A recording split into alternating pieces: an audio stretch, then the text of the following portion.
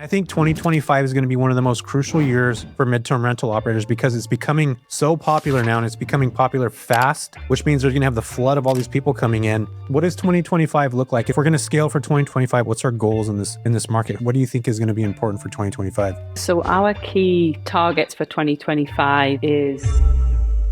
If you're new to midterm rentals and you're wondering, how do I actually start to build a business? Or if you're in the midterm rental space and you're looking to actually scale into over $1 million a year, well, you're in luck because today's episode, I sit down with Katie French and Christine, and we talk about how to scale your midterm rental business to actually supersede doing $1 million a year, which is insane. And just so you guys get context to this, most people that start businesses, there's about 33.5 million businesses in the US. Only about 4% of those do $1 million a year. And in this episode, we break down exactly how to do $1 million in a year with a midterm rental business. So stay tuned, check this out. You're gonna love it, I promise you.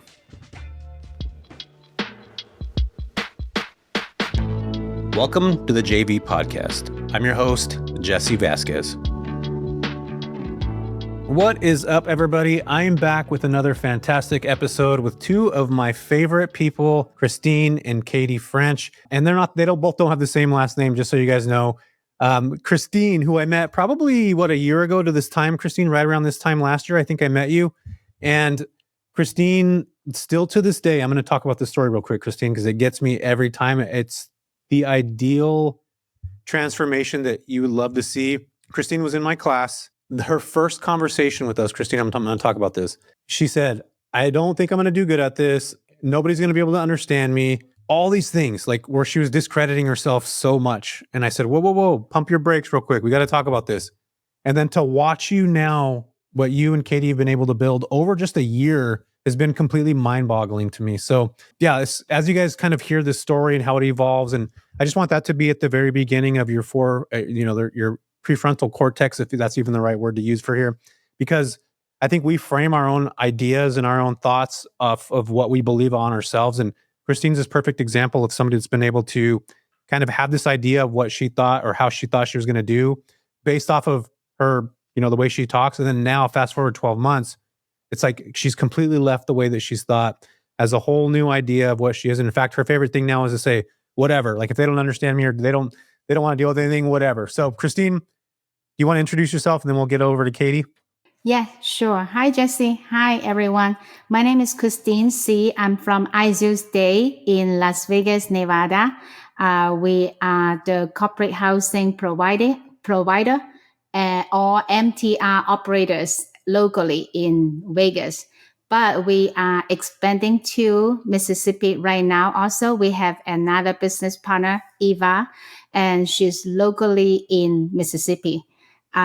We formed the company named Ideal Stay. It started from Katie. Katie is going to tell us the story of Ideal. And right now, we are like a triangle of a golden team with Katie, Eva, and me. Yep. I love that. Katie, now it's over to you. Who are you, Katie? Hi there. Thanks for inviting us on, Jesse. We really appreciate it. I'm Katie French and Christine and Eva's business partner in Ideal Stay. Ideal Stay was formed or founded by the word zeal, which means perseverance and love. So it's the real perseverance of business, and the I just brings a little bit more personal touch to it. And we all agreed on that name going forward for this business that we came together with Christine and I were both hyper-focused on midterm rentals at the time, and in a way to create cash flow on our investments. We only ever meant to go in it for our own properties. We came together, we arbitraged a couple of units, and that's how Ideal Stay formed. Other homeowners came to us, they saw what we were doing, and they were asking us to help them rent out their properties. So it kind of took a curveball into our business model, but we then started looking at other people's properties and if they were along the same standard, and we started helping other homeowners rent out their properties as well. I love that. Isn't it crazy, Christine and Katie, how like And I thought about this today. I was actually thinking about the evolution of my business. When I first started off, I was just going to do co-hosting. I wasn't thinking about mentorship. I wasn't thinking about midterm rental summit.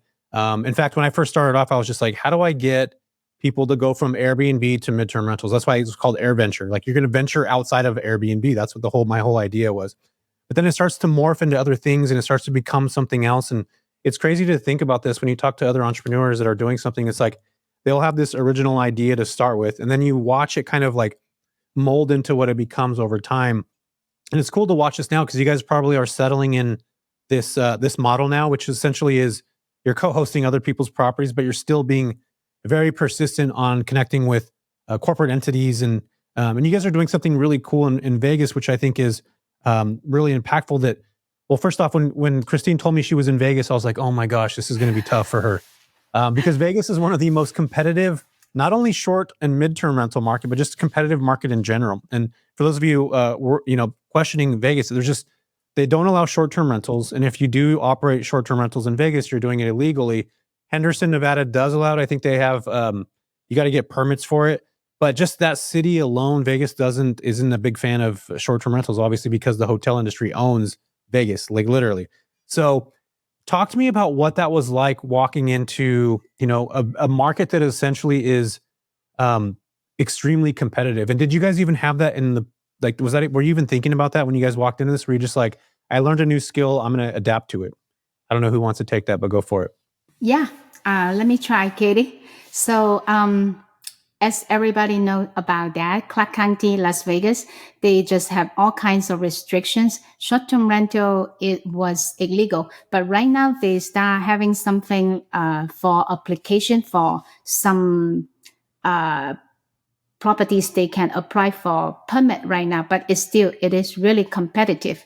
To us, we were not looking into short-term rental. We always been thinking about midterm rental. And in our mindset it is when we join your class, your Air Venture course, then we already realize we don't want to deal with individual. We want to deal with business. We want to build our business to be B2B model. That way we can get some contracts. That way it would be less competition. So that was the idea about. Yeah, but luckily we found you and then we learned that skill from there, and we did our own search, and we put in our effort into the Las Vegas markets. Then we are moving forward pretty good now. Yeah, go ahead, Katie. What's your thoughts on that whole to add some? Yeah, I'll add to that. I don't think we even thought about that obstacle.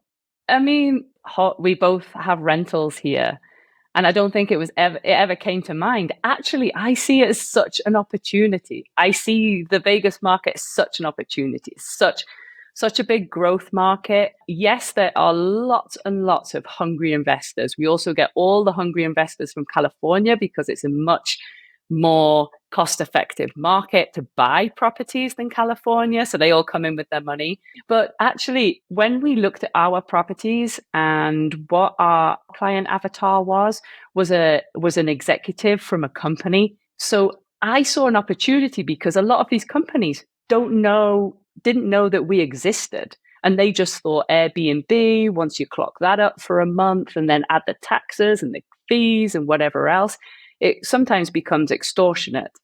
And it's all hit and miss. So to actually bring a company, a range of product, a range of homes that they can rent out for a reasonable price, and when they get to know our brand and our standard of properties, then they understand no matter where they book with us, it's going to be the same standard of property, whether it's an apartment next to their place of work or whether they're doing an event on the strip and they're bringing in a load of contractors. It's always going to have that same brand standard. Yeah, I love that you guys thought like that. I was the one worried about it. Christine just like, whatever, right, Christine?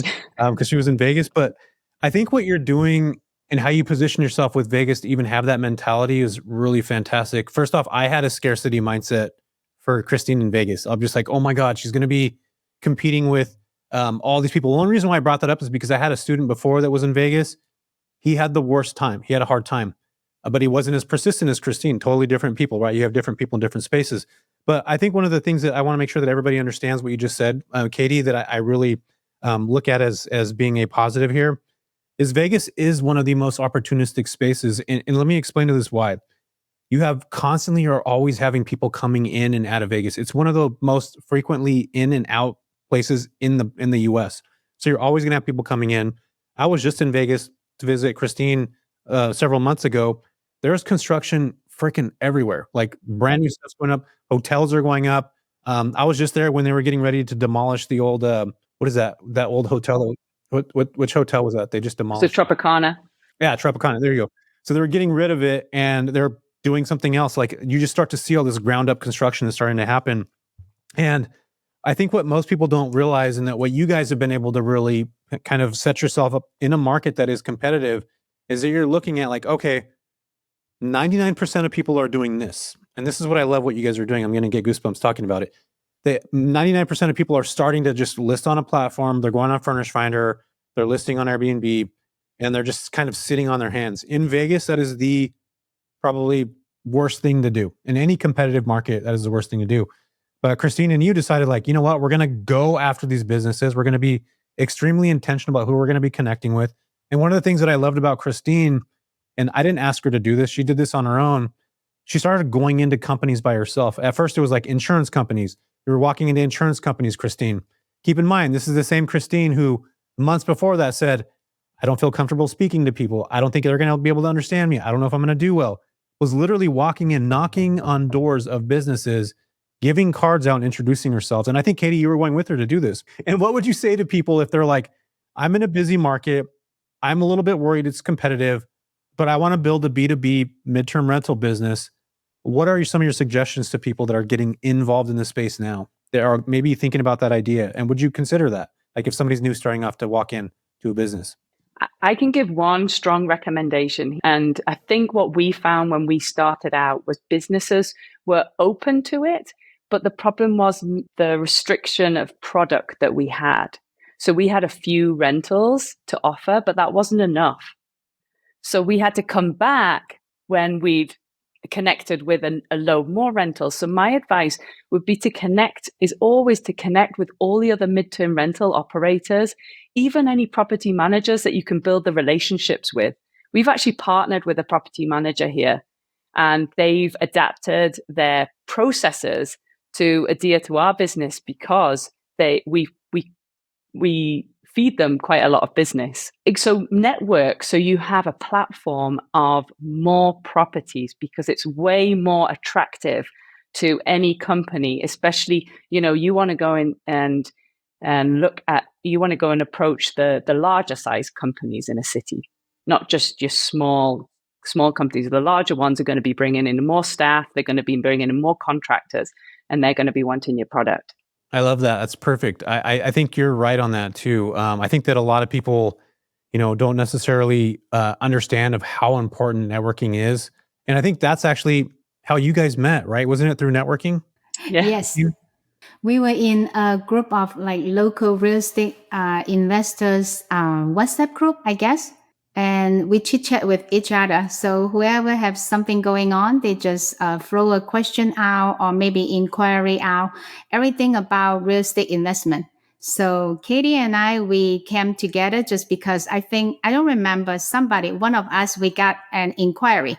So we just throw it out. Hey, I have inquiry.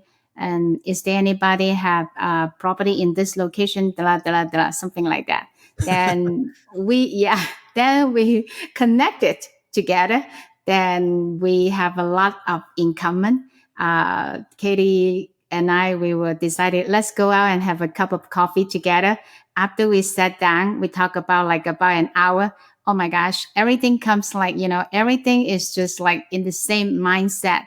So I think we just decided to be partner somewhere from there, right, Katie?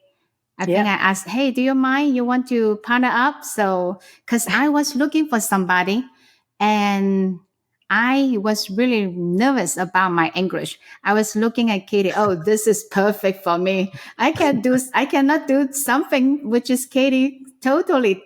Definitely, she will take it. So yeah, Yeah, it's and just perfect.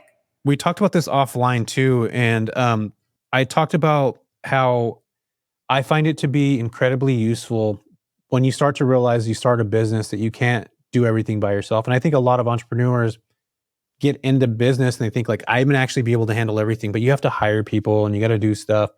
And I think what you guys did is pretty cool, and I did it as well with multiple different businesses that I've operated. Is that I connected with somebody that had the opposite skill that I didn't have, and I'll give you guys an example of this right now.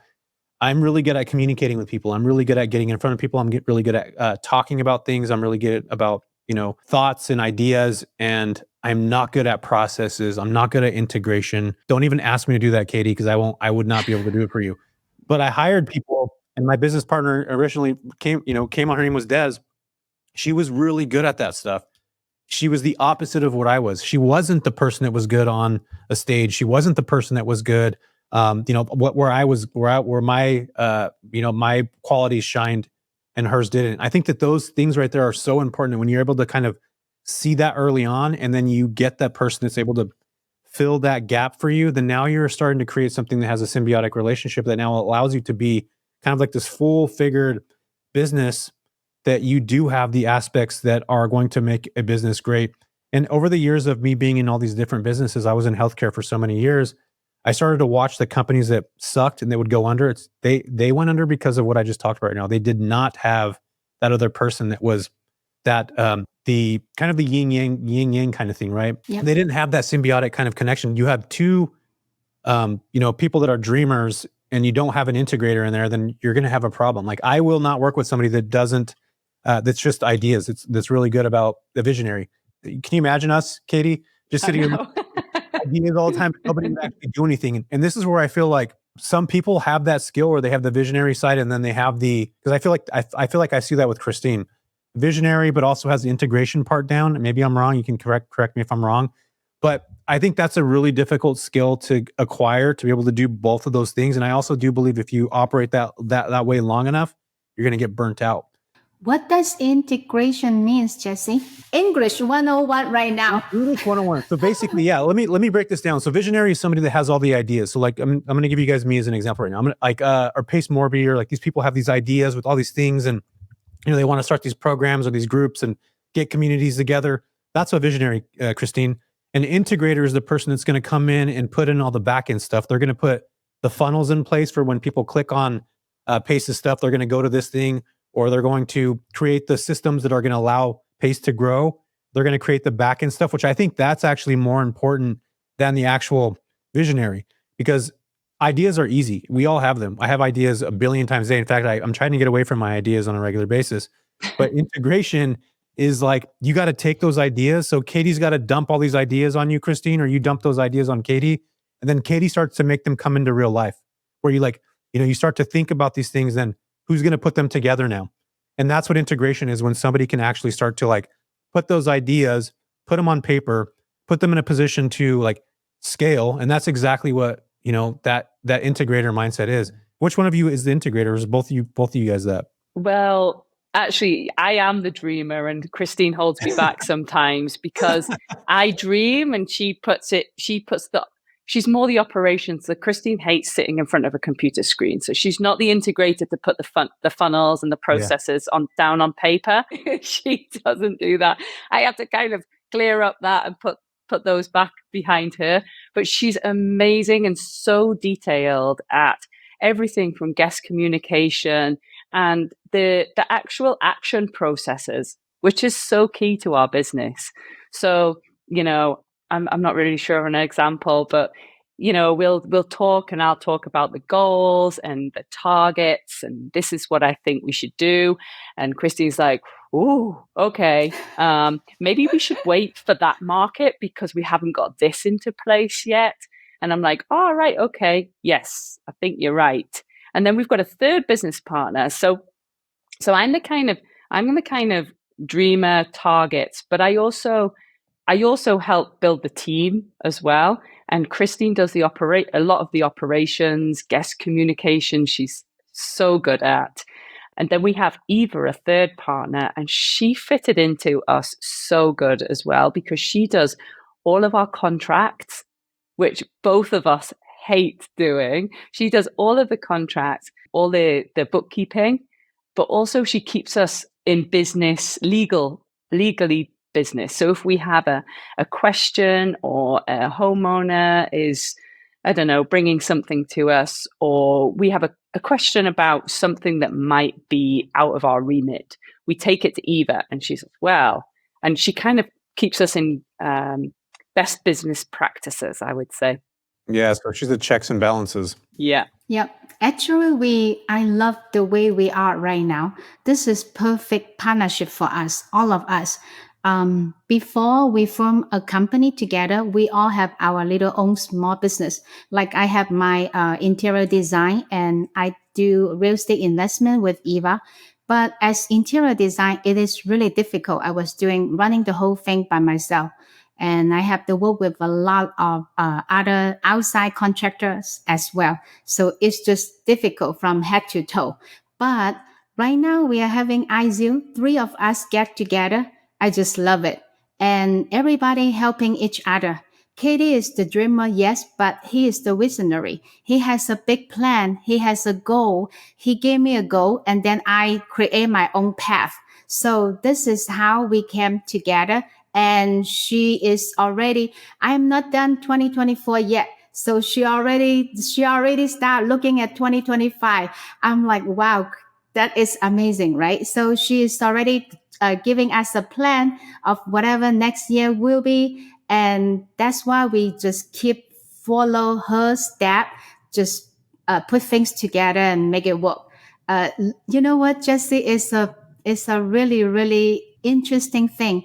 When Eva and I, we both do real estate investment the last 10 years, we did not have a goal. We just like, Eva was just like, oh, whatever, let's buy some good deal, cheap deal. And then she funds the deal. She bought the deal.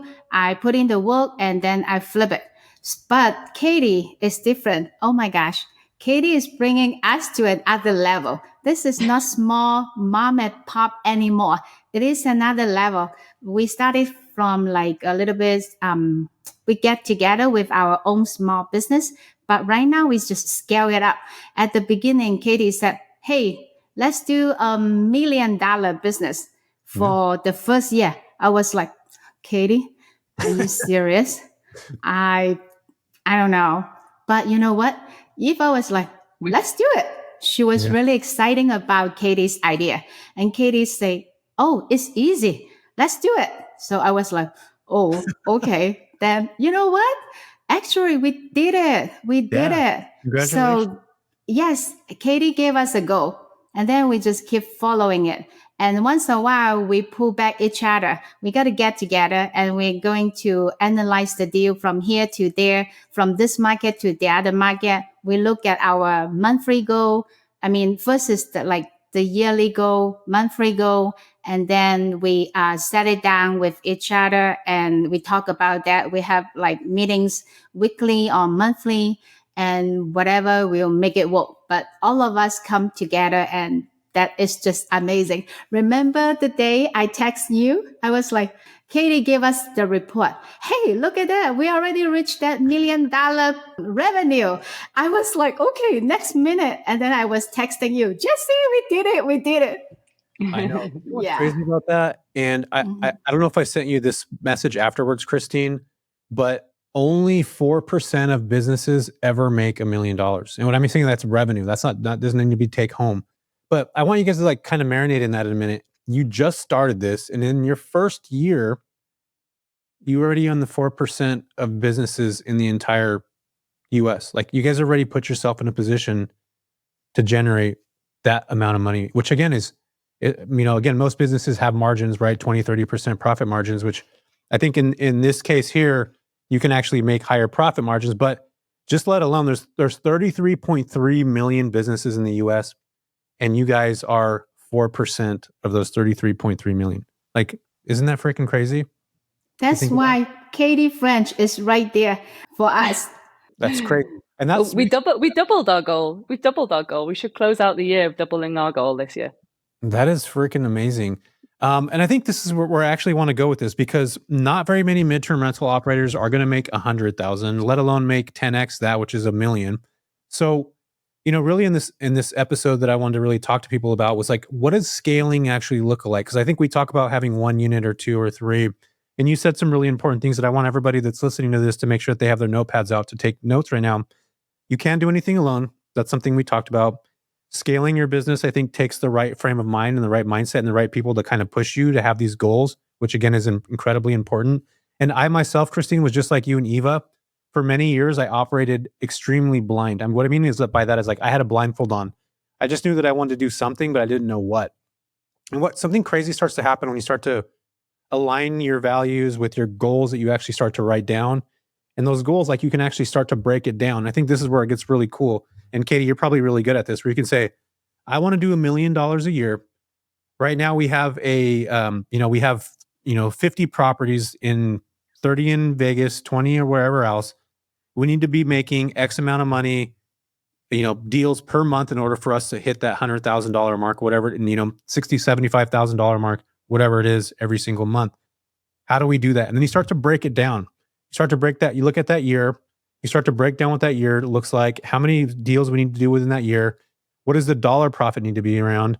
Who are we going to start to focus on? What is our ideal customer? And you really start to get an actual plan, because I think most people don't do that, Katie and Christine. I did that for years, 5-6 years, no plan, no ideas, continued to grow my portfolio, but I didn't really have an idea of where I wanted to go. So I think my question for you guys now is, how do you start to plan? Because you mentioned that you're planning for 2025. And I think 2025 is going to be one of the most crucial years for midterm rental operators, because it's becoming so popular now, and it's becoming popular fast, which means there's going to have the flood of all these people coming in. And I talk about this all the time, that we're not competitors with each other. I don't look at Christine and Katie and think like, oh my God, I'm competing against them. Like, we're actually allies. I can actually work with them rather than against them. But I do feel that we do have players in the midterm rental space that are competitors. And I look at that as institution capital and even other corporate entities that are doing things on a much larger scale. And the cool thing that I like about, you guys and other operators that are doing this now is that we get to compete against these big companies on a scale. Christine's hospitality is going to supersede any corporate entity any day. I can tell you that hands down. I know that for a fact. And that's what's cool about operators that are smaller, that we just have more of a boutique experience than a corporate entity has a totally different experience. And that's where us little operators that are, I'm saying little now, you guys are doing $1 million. Like, you can actually grow into being this really fantastic multi-million-dollar company by just having one of those key elements, like Christine, having that touch point of availability, having that good customer satisfaction. You're competing with other companies that are probably not as competitive, or are competitive, but don't expect a small company like yours to, maybe swoop them out under the rug. And you guys are probably doing that to a degree. So I want to talk about that now. Like, what does scaling actually look like for you guys, Katie and Christine? What does 2025 look like? And what are your thoughts? And I'll talk to you guys about what my thoughts are going into 2025. But I wanted to get your position and your take on, if we're going to scale for 2025, what are we looking at? What's our goals in this market? Who are our, what companies are we going to go after? What are we looking at? I'm not telling you guys to give your secret, but like, what's your focus? What do you think is going to be important for 2025? So our key targets for 2025 is to diversify our client base, because we do a lot of insurance.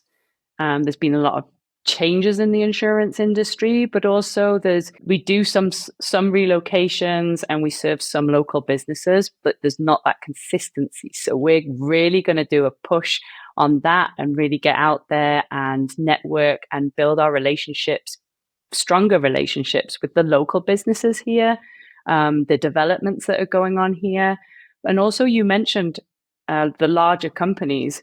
We want to collaborate with those larger companies. We want to be the go-to for Las Vegas, the Las Vegas and Henderson market, that these larger companies that don't have the boots on the ground know the standard that they're booking, and they know that we've got the personal service here in Las Vegas and Henderson.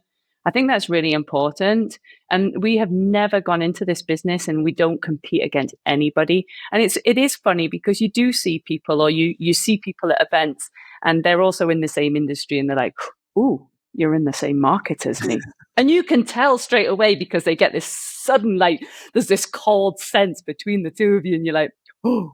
And I'm like, I want to know more, but they're already walking off. And I just think it's a challenge to, let's collaborate. There's so much business here to go around. You've probably got a different niche of properties than we have, so we can join forces and grow together. Hey everyone, if you are feeling stuck or not like you're making the progress you want in your midterm rental journey, I've got something that can change everything for you. Imagine being part of a community that's not only supportive, but filled with like-minded individuals who are driven to succeed, just like you. Whether you are just starting out, looking to take care of your business to another level, my community is designed to help you break through those barriers. We're currently opening up registration for new enrollees, so if you're serious about building a thriving midterm rental business, and you want to leverage my 10,000 hours of experience, this is your chance. Don't miss out on the opportunity to learn, grow, and connect with others in the same path. I hope to see you guys. The link is in the show notes, and let's build something incredible together. Let's get back to this episode.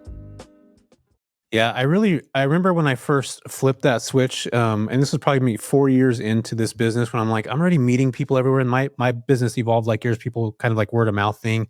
But I remember when I switched from like, oh my gosh, these aren't actually competitors. These are people that can actually help me get bookings with these entities that I'm trying to connect. They have the property and I have the relationship. And just like we talked about earlier, like you can't have one without the other. Like you can have no properties today and just be a connector and be able to build a business. Like I don't think people think like that, and I wish they did. And exactly how you said, Katie, when you'll bring up a market and all of a sudden you'll see somebody be like, oh, you're in Vegas? Okay. And then they just like walk off. But they don't realize like, if I can just have this symbiotic relationship, the likelihood of me getting my places booked that would otherwise be sitting are greatly reliant on somebody like Katie or Christine to actually help that to come to fruition, especially if they're new coming into the market, because you guys already have relationships built and now you're getting their properties booked. And I think most people don't have that mindset. And you said something I think is really important here.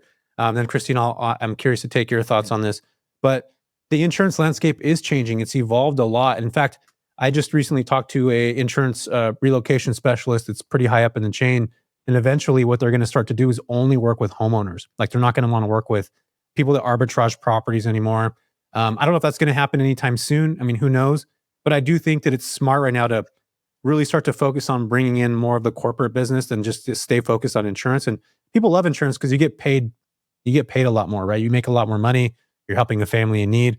But I think you are absolutely correct to diversify your portfolio. In fact, I think that's, even if it's diversifying, if I have studios and now I have 1 bedroom, 2 bedroom, 3 bedroom, or diversifying my type of clients, which I think is really important. You can't rely on just one client or one specific avatar. I think you have to be very thoughtful on that. And what you guys are doing now is really intentional. I think that most people that are in this space that aren't thinking like a business aren't planning at all, Katie. In fact, they're not thinking about like, here's what we did this year. These were our client base this year. We need to like lay off insurance, maybe start to focus on something else.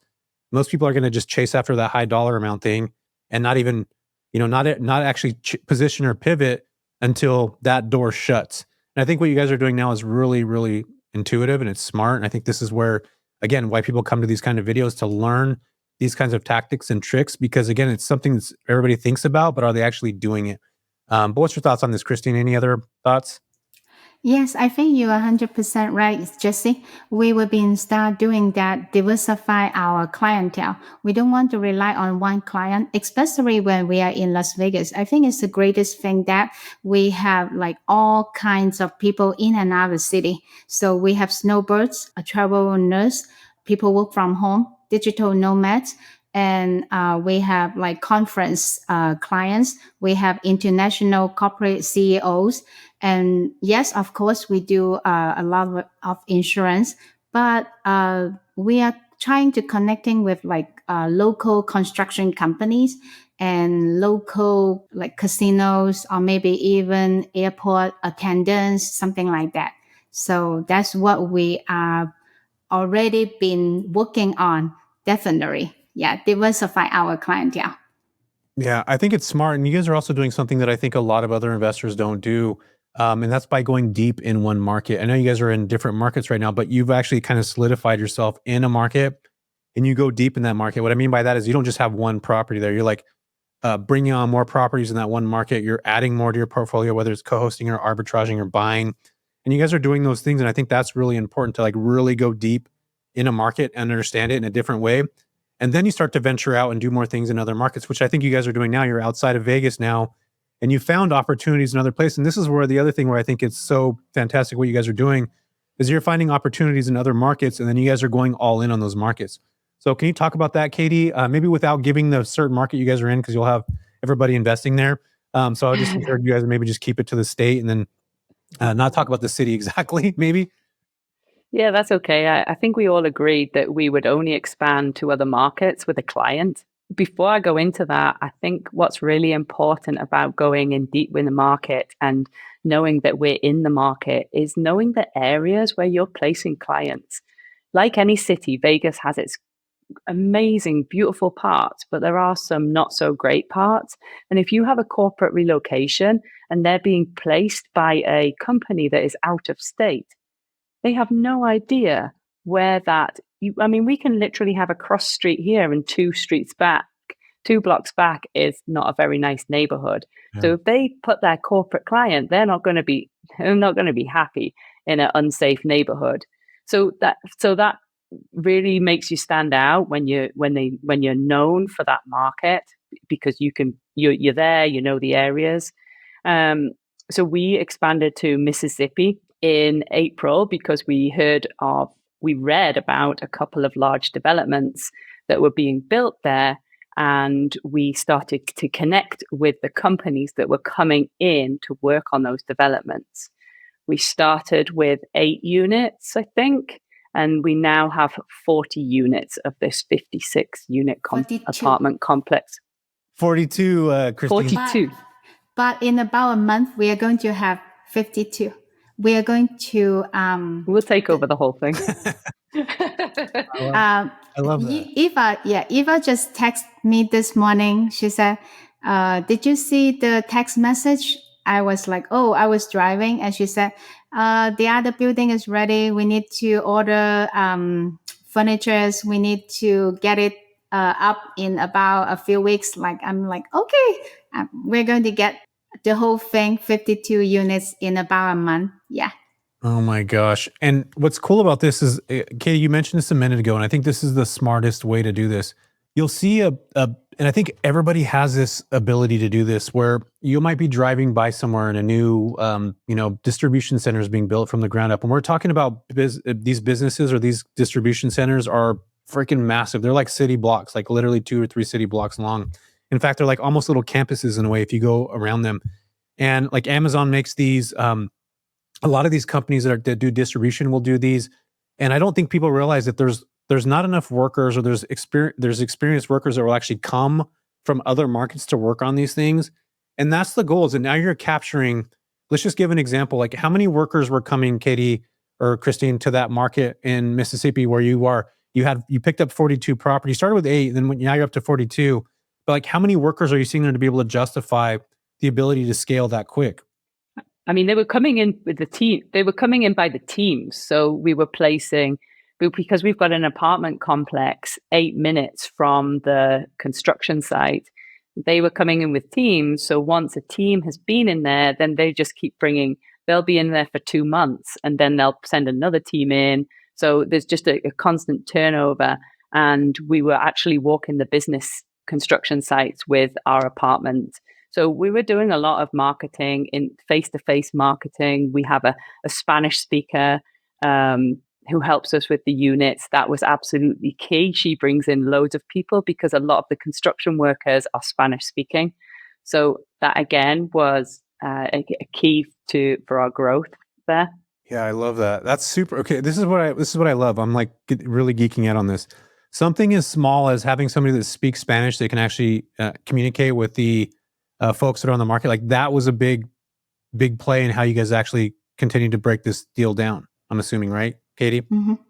And how easy was that to pick up somebody that speaks Spanish? Was that Eva already? Is she Spanish speaker, or was it somebody else on your team that you? We have another local team. She's our cleaner, but she speaks Spanish. We really need help from her. She's amazing. She does the translation. I guess at the beginning we will hear about 12,000 construction workers coming in, but after a while they would say maybe over 2,000 construction workers coming into town. They don't come at one time, just Right. like what Katie said. All of these construction workers come in different time frame. So Different phases let's to the say, project. yeah, let's say Amazon, they are doing like a base of like concrete. So they hire a whole group of concrete employees come in to stay there for a whole year. Then they hire some other company with like drywall, build up, roofing company, electrical company, plumbing company. So it's just different group of people coming in.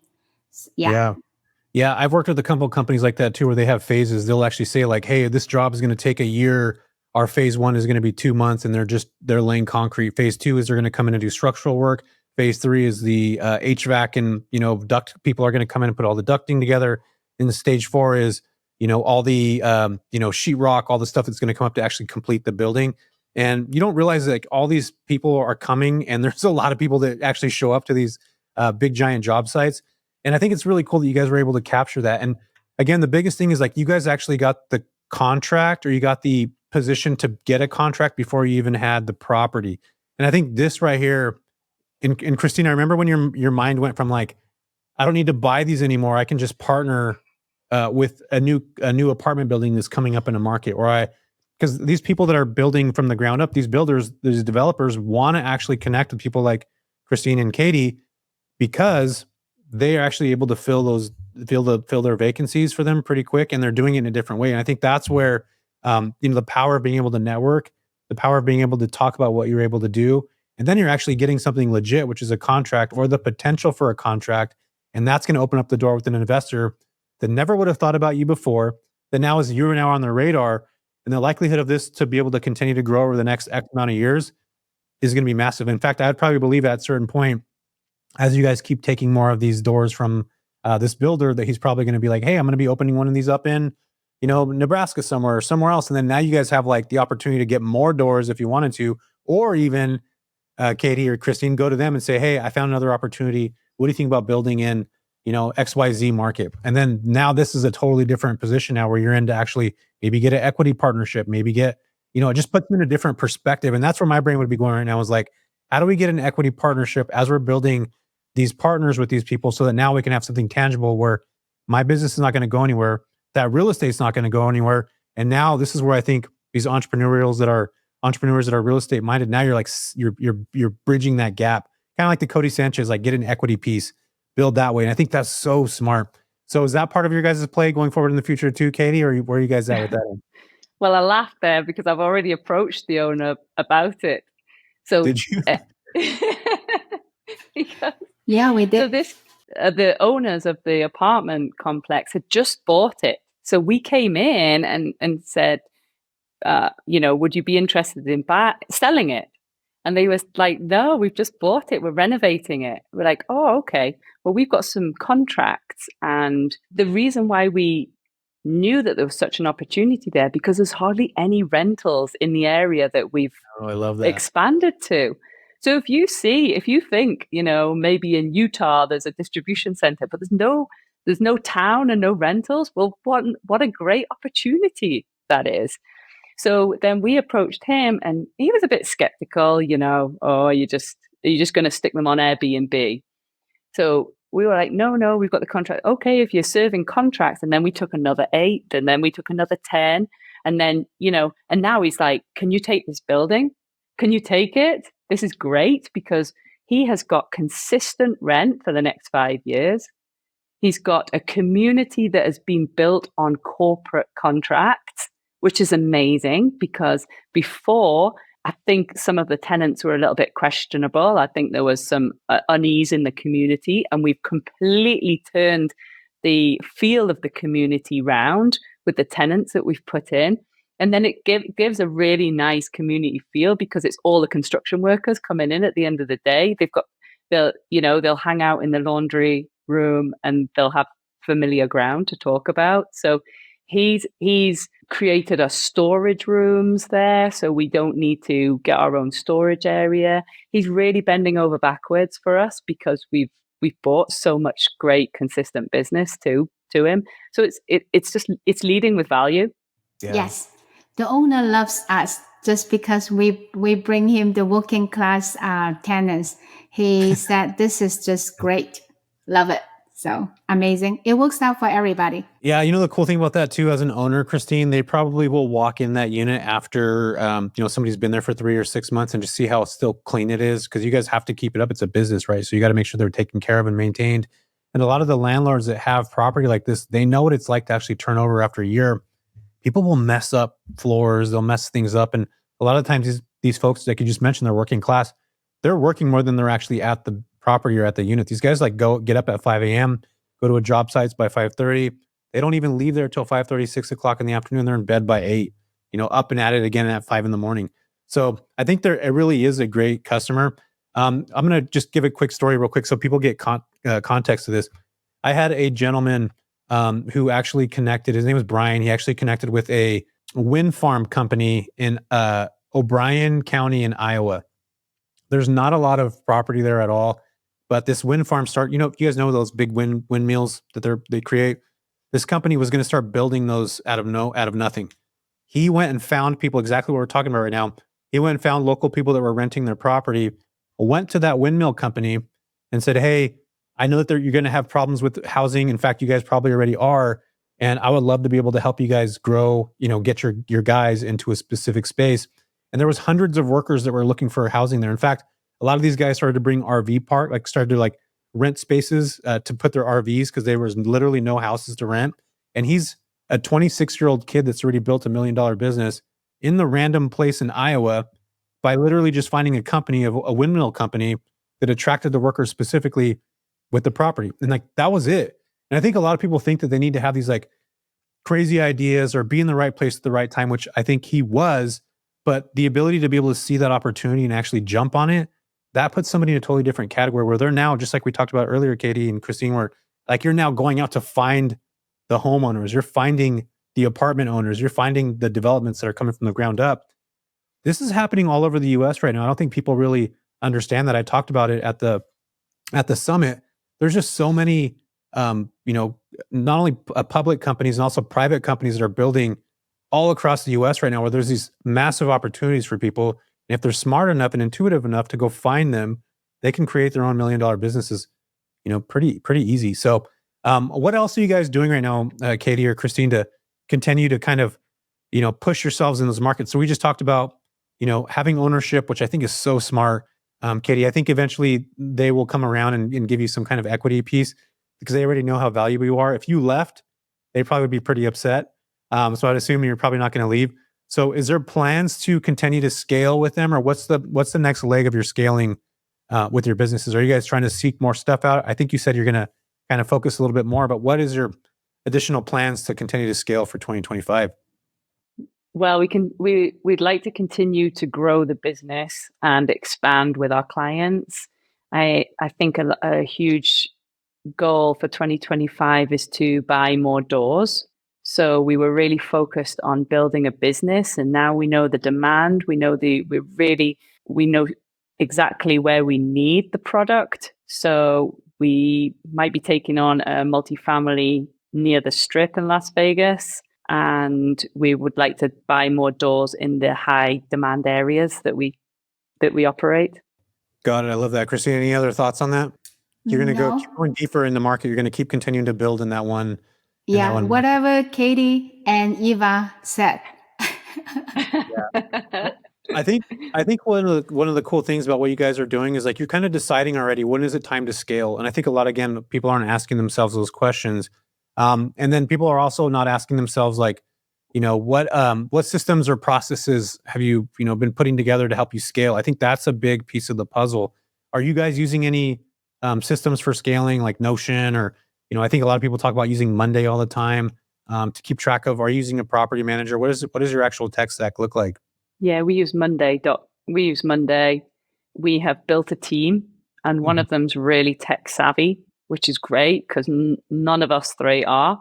So we've asked him to put the processes in, and we have such an amazing system that you can't really miss anything. So we've got what we've all learned and we've put into place, and I think this is really key in expanding such a big, busy business, is the workflows, your SOPs, your standard operating procedures. So once you do a task more than 3 times, note it down. It's just simple. You can do it even on an Excel sheet.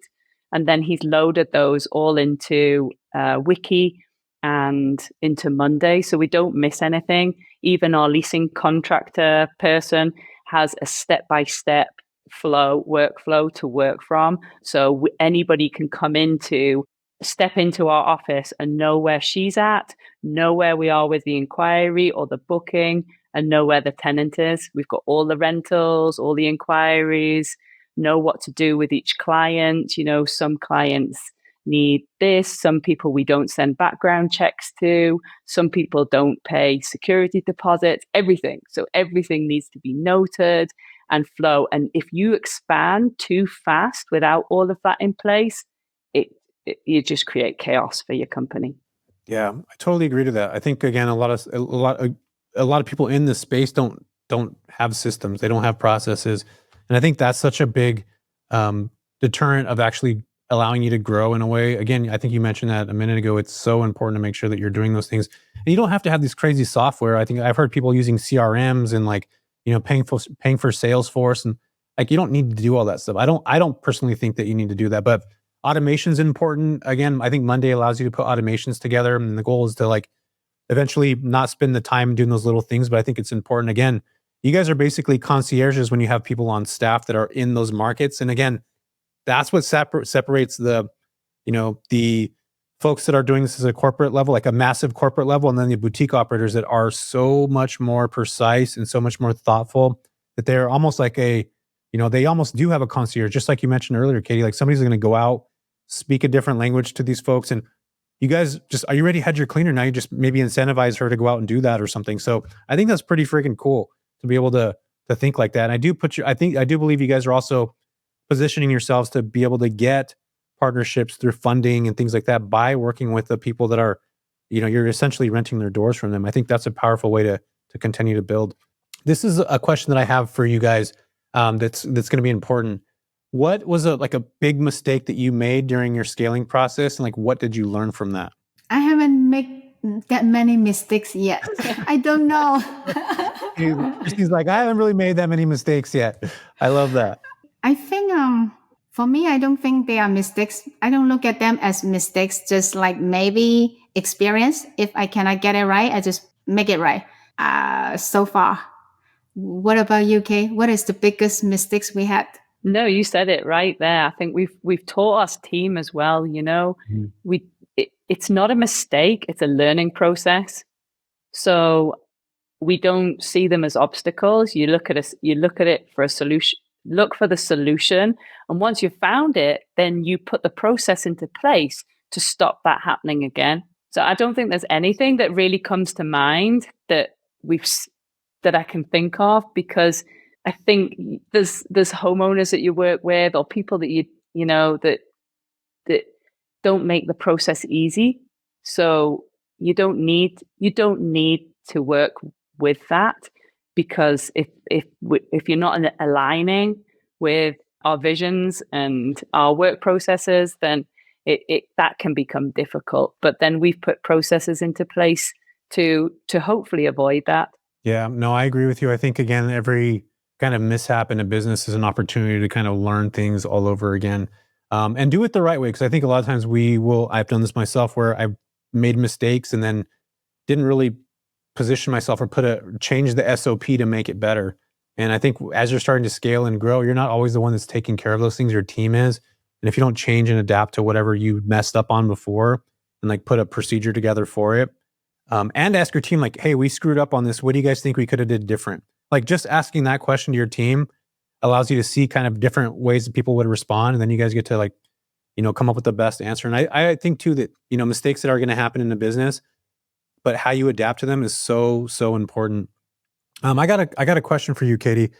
What's your thoughts on the midterm rental business? Like, where do you see midterm rentals going in the next couple of years? Do you have any thought process on that? I mean, I see a huge influx of midterm rentals. I think a lot of people are still relying on the platforms, however, because that's the way they see the passive income, like they would on as a short-term rental. But with the restrictions coming into the cities, I think midterm rental is still going to rise. It's still going to be a buzzword in 2025, 2026. So there is going to be a huge influx. I think we'll see some of the newer built communities cracking down and putting in longer rental restrictions. They already are in Las Vegas. I know a lot of the newer communities in Summerlin are often 3, some are 6 months.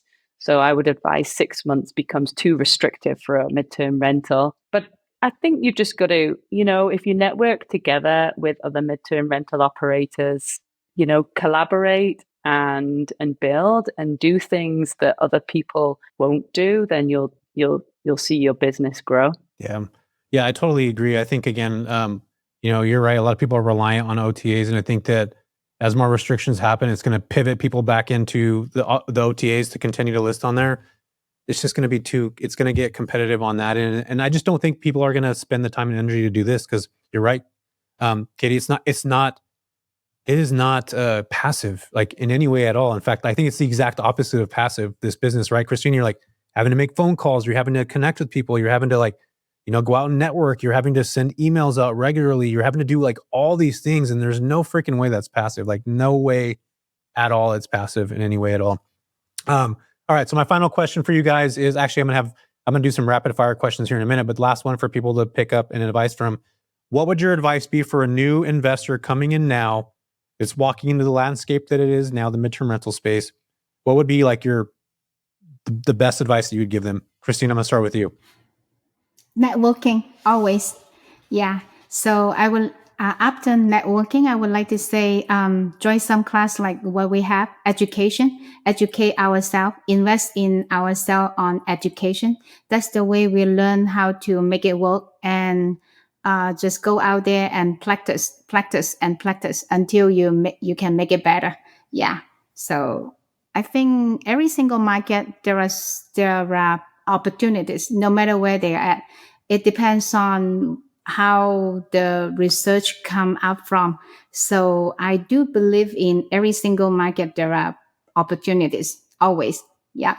Yeah, I totally agree with that. 100% on board with networking. Katie, what about you? Any new thoughts for any new investors coming into the space? No, I think Christine covered it all. As I say, I think it's about collaborating with others. If you're just a one property owner, and I think be clear on who your client avatar is. I think that's a great one. We have 2 very different client avatars. One in Mississippi, which is your construction worker. And although you look at the photos of these properties and they're still stylishly decorated by Christine, they're still basic apartments. So I would never we had a professional golfer, was it? I think inquired about one of these apartments, and it's not the right model for that.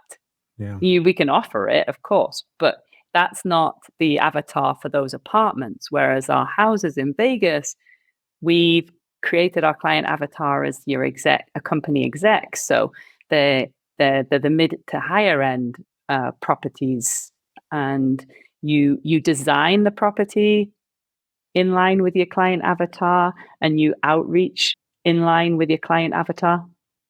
I love that. Yeah, I think you're absolutely right. Like, who are you actually going to be going after? What do they need? Why do they need it? And you anticipate needs before they even want it. I think that's what hospitality is like 100%, based around. I think those are things Christine's doing on a regular basis and stuff, which is pretty freaking awesome. Before we get into like where you guys are, how do we connect with you and all that stuff, I have rapid fire questions. Some of these are silly, and I'm curious to get what your thoughts are. Katie, I'm going to start with you. Would you rather unclog a rental toilet or fight a squirrel in the attic? Oh, fight a squirrel in an attic. All right, cool. I love that. Is there any reason why you don't like unclogging toilets? Other that other people have used? No, thank you. I've seen some. Oh my gosh. What about you, Christine? Would you rather unclog a toilet or fight a squirrel in an attic? I would do the same with Katie. You'd rather do the same. Okay, cool. Here's another one. What's the most random excuse a tenant has ever given you about being late on rent? Have you guys ever even had a late rent before? Has anybody ever gave you like a crazy excuse, like their dog ate their money or something like that? Yeah, we did with long-term tenant long ago, but right now with midterm tenant doesn't seem like late. So far we are okay. That's good. I love that. Okay, what about this? This is a good one. Would you rather manage a property haunted by ghosts or one cursed by slow Wi-Fi? Katie, what's your thoughts on that? Hunted by ghosts. Yeah. Oh my gosh, yeah, that's a little scary. I'm terrified of ghosts together all together. Somebody will like it. I know somebody would like it. Okay, cool. Where can folks go find you guys if they wanted to find you on Instagram? On what you guys need to go check out their company Azil Stay's Instagram, because you guys are posting new properties all the time, stuff that you got going on. But where can folks find you guys at if they wanted to find you on the interwebs? Christine, go for it. Azil Stay from Instagram. Katie French. Mine is Christine at LV Fine Design from Instagram. Katie's is Miss Katie French. Mrs. Katie French. And your webpage. And Izeal Stay. So Izeal Stay, we're on Instagram, we're on LinkedIn, we're on Facebook, and you can find our webpage, which is actually under development. We're getting a custom-made bookable website. So it should be live in about 3 or 4 weeks. Fingers crossed. Oh my gosh, that's so exciting. I remember when I first got mine live, I was like, yeah, this is amazing. That's really cool. I think that's super, super important. And we're going to leave all the information for Christine and Katie in the show notes. I appreciate you guys so much for being here. This was super valuable. I do know now that you guys would rather Katie not unclog a toilet, but fight a squirrel in an attic. So we're going to set up a new scenario where I'm going to go to Vegas. We're going to find a toilet that needs to be plunged or send you guys up to an attic to fight a squirrel. I'm looking forward to that YouTube episode, which should be coming. Are we going to record that? I think we might do it. So I appreciate you guys so much for being here. You guys are a wealth of knowledge. It's been fantastic to watch you guys grow. And I told you guys this would be a really good episode. Go reach out to them, connect with them. They're building badass businesses, and you can too. We'll see you guys in the next one. Thanks, Christine. Thanks, Katie. Appreciate you. Thanks so much. Thanks for having us. Thank you for listening to the JV podcast. I'm Jesse Vasquez, your host. I appreciate you for listening. And if you could do me a huge solid, go like and subscribe to this. This helps us tremendously. And as always, thank you so much for listening and have a wonderful rest of your day.